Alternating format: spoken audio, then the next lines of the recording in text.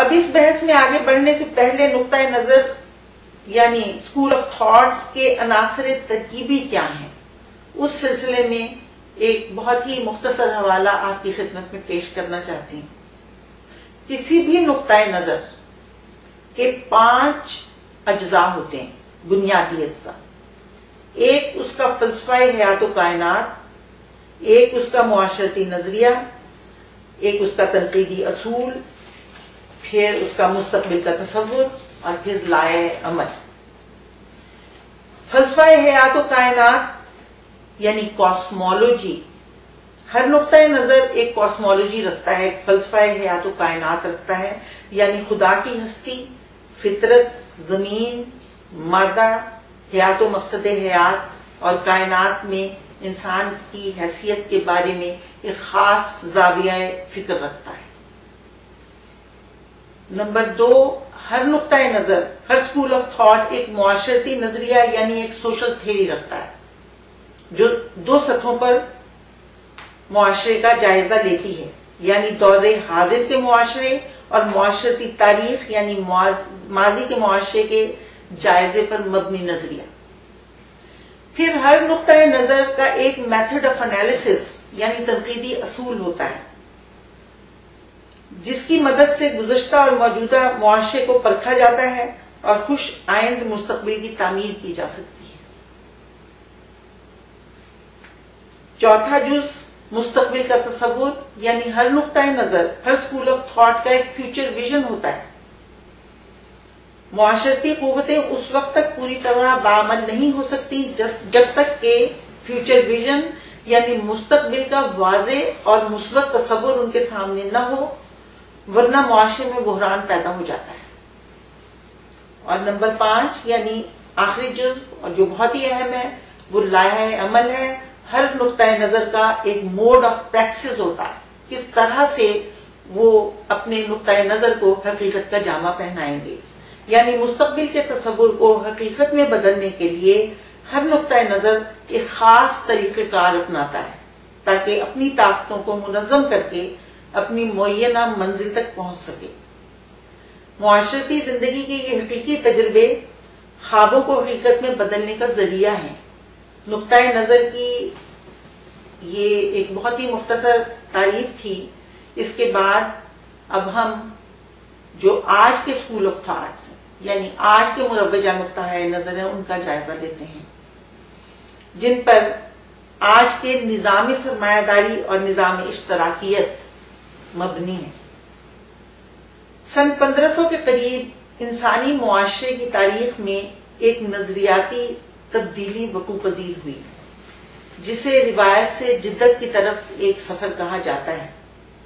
روایتی یا مذہبی نظریات کو قدیم یا پری ماڈرن کا نام دیا گیا یا پری کیپٹلسٹ بھی کہا جاتا ہے، اور قدیم سے جدید کا یہ نظریاتی عمل مختلف ادوار پر مشتمل ہے۔ پہلے دور کو سائنسی رجحانات کے عروج کا دور یعنی رائز آف سائنٹیفک اسپرٹ کہا جاتا ہے، جس کی ابتدا مغرب میں گیلیلیو اور نیوٹن کے نئے سائنسی نظریات سے ہوئی۔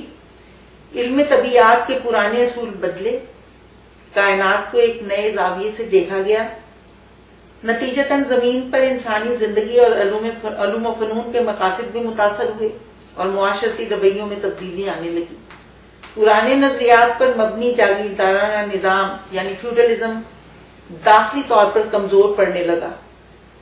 یورپ میں تحریک احیائی علوم یعنی رینیساں نے جنم لیا، جس کے محرکات میں نیوٹن کے نئے علم طبیعیات کے ساتھ ساتھ اسپین کی اسلامی لائبریریوں سے لائے گئے سائنسی علوم و فنون اور یونان کے زوال پر ملک بدل ہونے والے یونانی علماء کے علمی اور تحقیقی خزینے بھی شامل تھے۔ نیا سائنسی نقطۂ نظر اس دور کے معاشرتی علوم کو ڈھالنے لگا۔ اس عمل کا منہ بولتا ثبوت یورپ میں اٹھنے والی انلائٹنمنٹ، ریشنلزم اور ہیومنزم کی تحریکات ہیں۔ ان تحریکات نے بورژوا سوشل سائنس پیراڈائم کی تلاش خراش کا فریضہ ادا کیا۔ 18ویں صدی کے وسط تک یعنی 1760 میں انگلینڈ میں صنعتی انقلاب آیا اور اس کے ساتھ ساتھ انفرادیت پسندی یعنی انڈیویجولزم، مٹیریلزم اور نیشنلزم کی نئی اقدار معاشرے میں رائج ہونے لگی۔ 1775 ایک اور بہت اہم تاریخ ہے جس میں ایڈم سمتھ نے علم معاشیات پر اپنی شہرہ آفاق کتاب inquiry into the causes of wealth of nations تصنیف کی۔ اس کتاب سے بورژوا معاشرتی علوم کی باقاعدہ ابتدا کا تعین کیا جاتا ہے۔ 1779 میں فرانسیسی انقلاب، فرینچ ریولوشن، جو طرز معاشیات میں تبدیلی کی ایک ایسی کوشش تھی جس نے دور جدید میں مساوات اور آزادی کی اقدار کی بنیاد ڈالی۔ 18ویں صدی کے آخر تک یورپ میں نظام سرمایہ داری رائج ہو چکا تھا۔ معاشرتی علوم کے ماہر نظام سرمایہ داری کا تنقیدی جائزہ بھی لے رہے تھے، مگر آہستہ آہستہ سرمایہ دار طبقے نے اپنے ذاتی مفادات کے تحفظ کے لیے معاشرے کے دیگر وسائل کی طرح معاشرتی علوم کو بھی اپنی گرفت میں لینا شروع کر دیا، اور یہ علوم عوام کے خلاف مکروہ سازشوں کو بے نقاب کرنے کی بجائے حقیقت کی پردہ پوشی میں مصروف ہو گئے۔ مگر زندگی کی کسوٹی پر کھوٹے اور کھرے کی تمیز میں کبھی غلطی نہیں ہوتی۔ چنانچہ نظام سرمایہ داری میں ایک طرف سرمایہ دار کے ہاں دولت کے انبار لگنے لگے اور دوسری طرف گاؤں سے آنے والے شہروں کی دھواں اگلتی ملوں میں کام کرنے والے بے آسرا مزدوروں کی زندگیاں بے انصافی، غربت، بیماری اور غلاظت کا تعفن پھیلانے لگی۔ اگرچہ بورژوا معاشرتی علوم صنعتی ترقی اور دولت کی افزائش کے گیت گاتے رہے اور ملوں کی بھٹیوں میں جلتی مزدوروں کی ہڈیوں کا کوئی منظرنامہ پیش نہیں کیا گیا، مگر ان گیتوں کے ترنم پر آہستہ آہستہ مظلوم مزدور کی آہیں غالب آنے لگیں، اور سائنسی نقطۂ نظر کی دوسری کڑی یعنی مارکسی نقطۂ نظر کی ابتدا ہوئی، جو بورژوا نقطۂ نظر پر کڑی تنقید اور نظام سرمایہ داری پر ایک کاری ضرب تھا۔ مارکسی نقطۂ نظر کی ابتدا کے لیے 1848 کی تاریخ چنی جا سکتی ہے، جب نہ صرف اس نظریے کے فلسفی کار مارکس نے کمیونسٹ مینیفیسٹو لکھا، بلکہ یورپ کے سرمایہ دار معاشروں میں کئی انقلابی تحریکیں اٹھیں جو اگرچہ مکمل معاشرتی تبدیلی کے حصول میں ناکام ہو گئیں، مگر یورپ کی پرانی ارسٹوکریسی کا خاتمہ کر دیں۔ مارکسی نقطۂ نظر کے مطابق نظام سرمایہ داری کا اصول اول یعنی دولت کی ذاتی ملکیت معاشرتی بے انصافی کا باعث ہے اور انسانی معاشرے کو دو طبقوں میں تقسیم کر دیتا ہے، ایک سرمایہ دار ظالم طبقہ اور دوسرا مزدور مظلوم طبقہ۔ مارکسی نقطۂ نظر کے مطابق ساری معاشرتی تاریخ ظالم اور مظلوم کے درمیان کشمکش سے عبارت ہے۔ معاشرے کا یہ مروجہ ڈھانچہ اس داخلی تناؤ سے ٹوٹتا ہے اور نیا معاشرتی عمل شروع ہو جاتا ہے۔ معاشرتی تاریخ اسی طرح تخریب اور تعمیر کے کئی ادوار سے گزر چکی ہے، مگر دولت کی ذاتی ملکیت کے باعث معاشرے میں ظالم اور مظلوم طبقہ ہمیشہ موجود رہا ہے، گو اس کے نام بدلتے رہے ہیں۔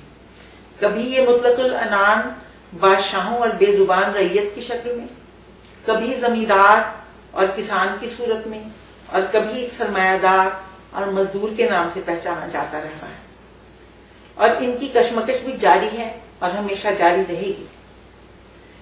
یہ داخلی جدلیاتی عمل جسے مارکس نے ڈائلیکٹکس کہا ہے اس وقت تک جاری رہے گا جب تک کہ نظام اشتراکیت یعنی وسائل قدرت اور دولت کی اجتماعی ملکیت کا نظام رائج نہ ہو جائے۔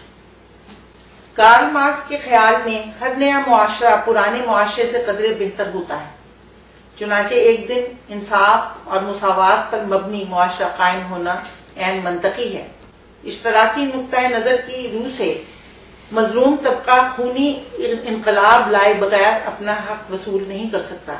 یہ انقلاب دنیا کی تمام قومی ریاستوں میں فردن فردن آئے گا۔ تمام کرۂ ارض کے مزدور چونکہ ایک طبقے سے تعلق رکھتے ہیں، اس لیے انقلاب کے عمل میں انہیں ایک دوسرے کا ساتھ دینا چاہیے، یہ کارل مارکس کا خیال تھا۔